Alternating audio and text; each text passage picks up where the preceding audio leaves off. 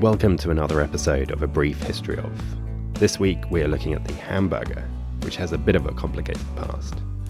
The first meal to resemble a hamburger dates back to as far as Roman times in 1st century AD, with the notable dish shishia aumentata, a ground meatball combined with pine nuts, pepper and wine wrapped in caul fat.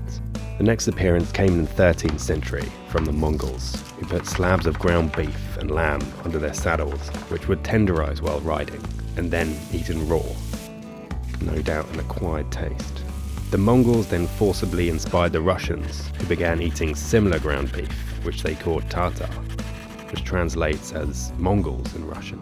From there, Tartar was brought back to Hamburg, Germany in the 1600s, and eventually evolved into the Hamburg steak by the 1700s. By the 1800s, this had made its way to the US through German sailors. Now, this is the contentious part.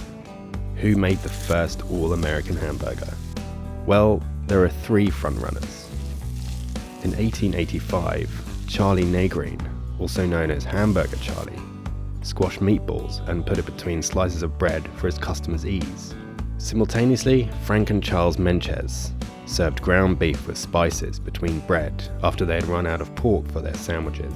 But in 1891, the family of Oscar Bilby celebrated their 4th of July by putting meat patties with their homemade buns, which more resembles the burger we know today.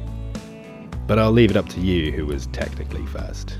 Over the next 80 years, it was a frenzy of who did what with regards to cheese and other fillings.